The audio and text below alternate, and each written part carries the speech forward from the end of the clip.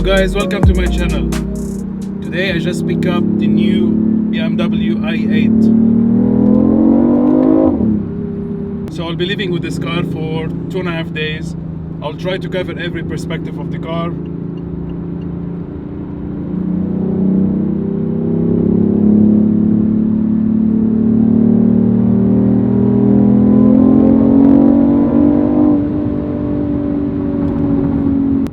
I'm driving the car in the sport setting that enables the petrol engine to work alongside with the electric motor.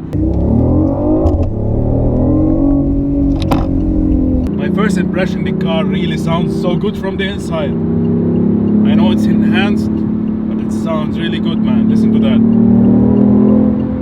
Also, it's very fast, like really fast.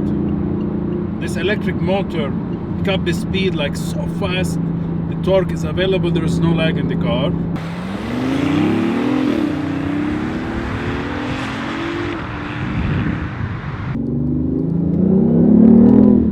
So before I actually got the car, I was doing some research. Of course, I know this car since a while, but I never had the chance to test drive it. You know, you look at the numbers, maybe the numbers are not overwhelming or massive. So this car is powered with 1.5 liter 3-cylinder engine producing around 228 horsepower. That works only on the rear-wheel drive, so it powers only the rear wheel.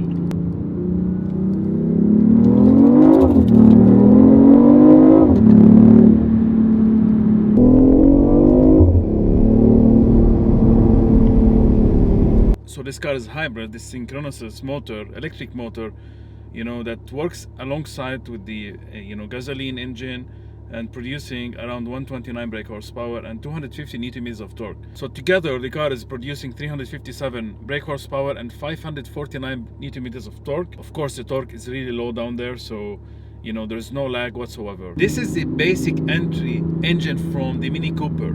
So of course they have to work it out, they made it better, but it's so nice and it sounds pretty good even from the outside. Very nice engine.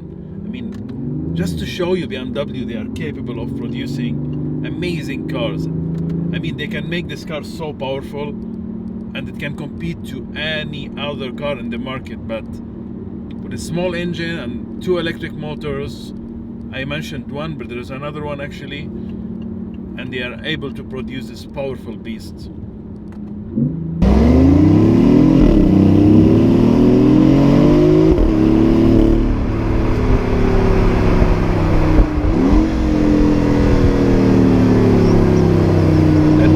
This is the most powerful per liter, BMW engine ever made. I mean, this is 1.5 liter, so per liter it's producing 152 brake horsepower per liter. That's insane. I mean, I can imagine what they can do in the near future. Mind you, the weight of the car is not very light. It's almost 1,532 kilograms, 1.5 ton. And it doesn't really feel actually heavy at all. I mean, if you look, all the BMW M2 and M4, they have almost a similar weight. One thing I noticed, the steering wheel, it's super precise, really electric, but it's not heavy enough. And you can't change the option.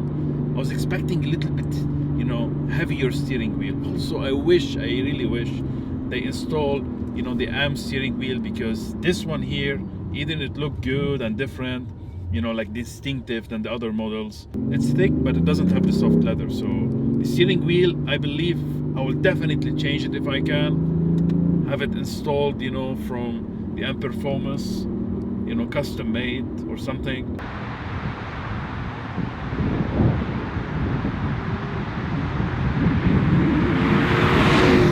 This car is able to go from 0 to 100 kilometers or 0 to 60 miles in 4.4 seconds.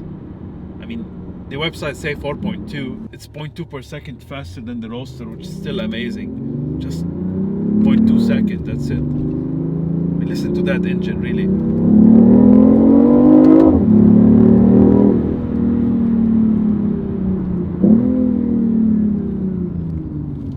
The center of gravity is super low, and they installed the actually engine just below the passenger compartment. So they have it like X basically, and they're gonna introduce this type of design in the new 1 Series, and this is a new model for BMW, and you can see the weight distribution is almost perfect. The transmission is automatic, 6 gears, super snappy, fast. Is it better than dual clutch? I'm not really sure, because dual clutch is more aggressive, more engaging. But look at the downshifts are good as well. The downshifts are very fast. Sometimes the upshifts, it lags a little bit to shift, but it's not really a major complaint. I believe, they can't really just put the dual clutch and work it out with the electric engine and the gasoline. So they need to invest totally in the new transmission, and they're not gonna do that just for the i8, because this is like a sustainable car. Maybe in the future they will do that, but for now, this transmission is, I'm not really bothered at all. Even I own an M4 competition, guys. This transmission is pretty good. Something that people don't really notice, that this car could be all-wheel drive, front-wheel drive, rear-wheel drive. Depends how you drive it. So if you're running only the electric engine, because it's powering the front wheels, it will be only a front wheel drive. And the petrol engine is powering the rear wheels, so it's rear wheel drive. But the combination is all wheel drive, so no slip, nothing. Grip is fantastic. Talking about the grip, people are complaining about the tires, because the tires are too narrow. And the reason why the tires are narrow, not because sustainable car, whatever, electric car. That's not true at all. The narrow tires are optimized for rolling resistance and not for high traction.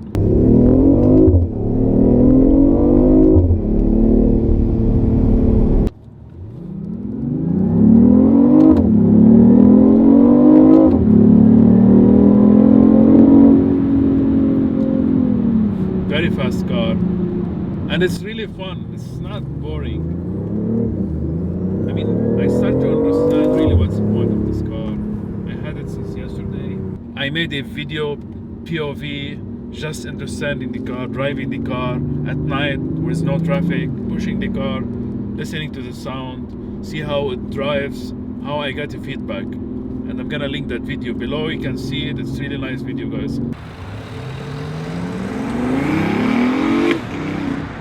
I had to do this one, I mean, those scissors doors are absolutely fantastic. As a driver, you like them, you enjoy them, and you feel like you're sitting in something super special and the real supercar. Also, people stare at you all the time. You want to be popular, you want to be, you like attention. Definitely, this car is amazing for this stuff. I'm gonna go very briefly at the exterior. Beautiful design. You have the kidney grille, but it's not functional. It's because the electric engine is there, as we mentioned earlier. But the lights, those are the laser lights. They are absolutely fantastic. Yesterday I tested them at night. Man, you can see them, the high beam like kilometers away, and they work individually and they look super good. I really like the way that looks from the exterior, especially that hood here. It makes it super aggressive. Beautiful line, beautiful colors. It's very low on the ground. The bumper, it looks futuristic like nothing else. You have a camera there, parking sensors. Look at the shape of that bonnet, how low it is, how aggressive it is. Those are 20-inch wheels. Those are the biggest. You can get tires on front, 215/45, and on the back, 245/40. So they're not very thick tires, but as I mentioned, there's a reason for that. They just want the car to be more nimble, and not really grippy. I think they look really good. I like the way that they look, super aggressive. 16 spokes, absolutely brilliant. You can order them in different colors, I believe. The side skirt, you can see it's futuristic, of course, as all the car element designs. It's again the blue and the black matte. Doesn't go all the way to the back and the front like just a piece of plastic. It have its own design, distinctive design, and it looks great. Nice lines there all the way to the back, black lines.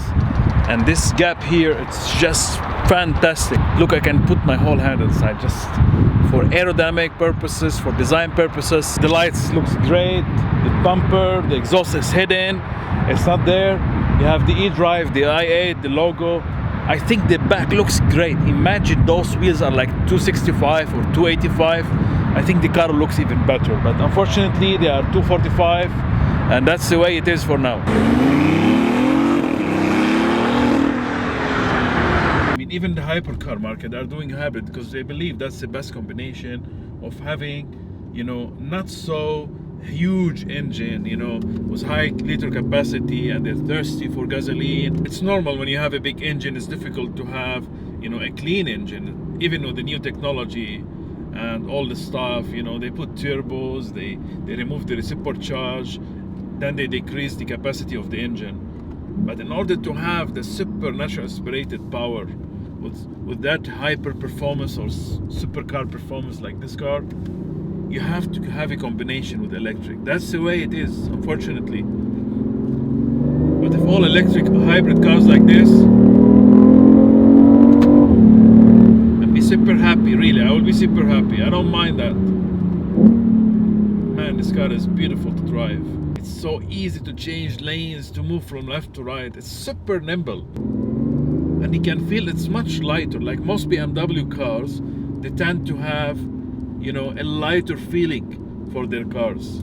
So as I was saying earlier, hypercars, from McLaren P1, Ferrari LaFerrari, 918, Porsche, they all have hybrid engine. And they are the best cars ever made and the fastest. They tend to be expensive because of the technology. Obviously, this car that I'm driving right now, it's not cheap at all. It starts around $145,000, $150,000 starts. So if you want to have fully loaded, it can go all the way to 170, 180. And that's a lot of money. But that's a lot of car too.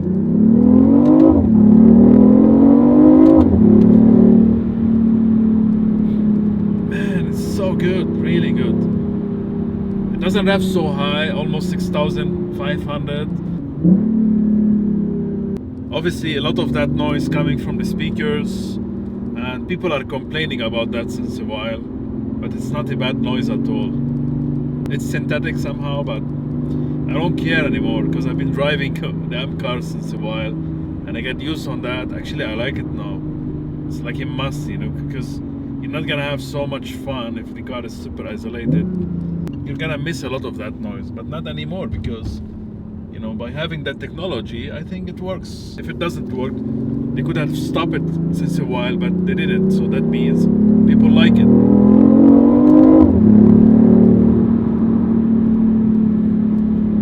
I know there's a lot of, drama in that cabin here. But man, this car feels amazing. I love it, really.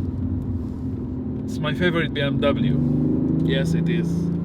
I like it more than M5, which is I drove not some time before. Also, you can check that link at the review of this. The M5 it's super high tech and super powerful and comfortable, but not as engaging as this one.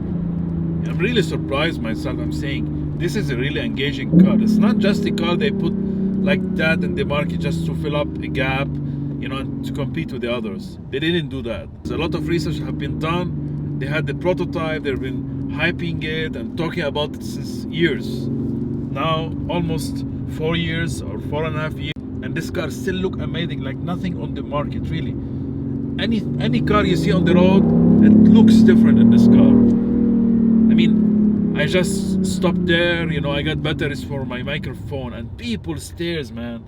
The scissors doors, the way it looks, because it's so wide and super low, and it have crazy angles, and it's still BMW-ish, BMW are really good at, making their cars look like classic with modern, lines and modern technology. Unlike others, Mercedes are doing a good job, actually, let's be honest.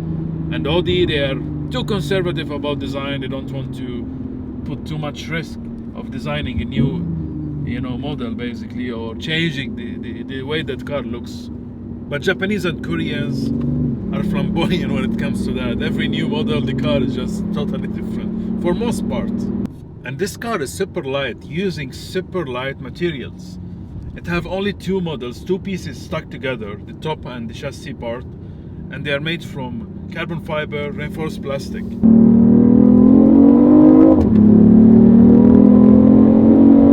It really really push me in the seats, man. Let me just mention the handling, because the grip is there. The car is really good at changing lines.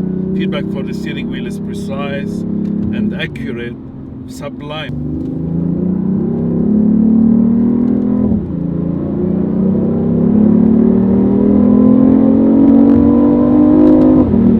The brakes give you confidence. They stop you very well, and they are sensitive. They are not oversensitive, you know. And the feel of the brake pedal is brilliant. When you only go super crazy speed and you don't understand, you know, that you're going sometimes too much fast, you provoke oversteer, and you do feel it. But the car tends to really balance it so well, and it's not dangerous, or it's not like threatening. And you know, the traction control does a great job. And because the tires and the suspension, they all work together, you know, in order to have the minimum body roll as possible. I'm gonna give you a closer look so you can see, you know, the gap here. Beautiful design. Let me show you the trunk. You have a small one.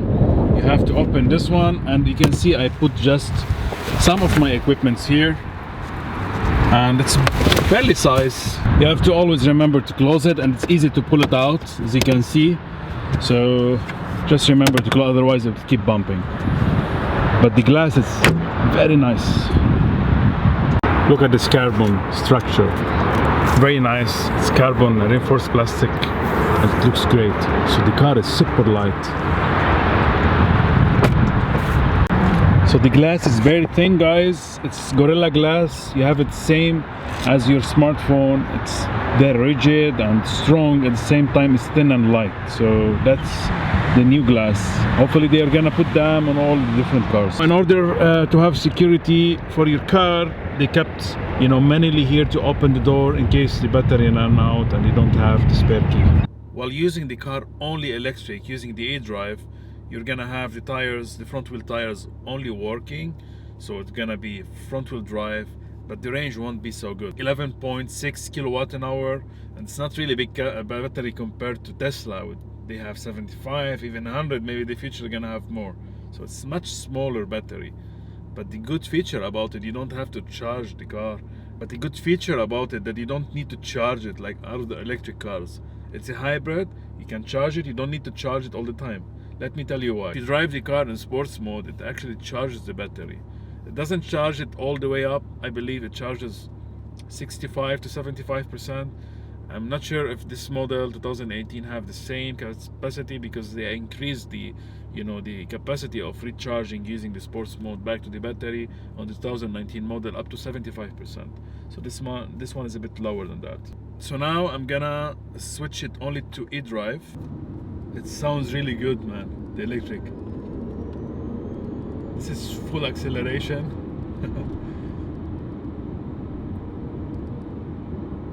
I love how it sounds like a spaceship, you know. And the whole dashboard changed to blue, and it's been in comfort mode, the maximum eDrive, so maximum electric eDrive, comfort mode, brilliant. But it's showing me only I will have around 16 kilometers, so better to put it back in sport. While driving, just push it on the left, then it goes on sport. Beautiful technology, really nice. And the sounds of the car is nice, because you do hear the 3-cylinder twin turbo, but you also hear the electric engine. And plus, because it have this, you know, enhanced sound on the speakers, so it's so much drama, so much better than the M4. It sounds better than the M4 from the inside. Is it fake or real? That's another question, but it sounds better even than the M5. Maybe the M5 is more growly because the V8, the M6, and the M4 is drafts all the way, more like a racing type. But this one sounds pretty good. There's one more feature that not a lot of people talk about. I'm not sure really why. As we were talking, we said that this car is powered by gasoline engine and electric motor. But not only one, there's another electric motor actually. It's a bit smaller one. It's only produce around 20 brake horsepower and 74 feet of torque. And that motor the capacity is only 280 volt, which is a small motor. But there's three main part why they actually made this motor. There are really three main functions for that engine. It works with the gasoline engine. It actually works with this belt drive, especially when you stop the car. It only uses that small motor and not the other big motor. As I was talking earlier, that this car in sports mode charged the actual electric motor. That motor, the small one, main job basically is to partially charge, the big battery using the sports mode. It does produce, extra torque when on low RPMs if needed. So that's really smart stuff, man.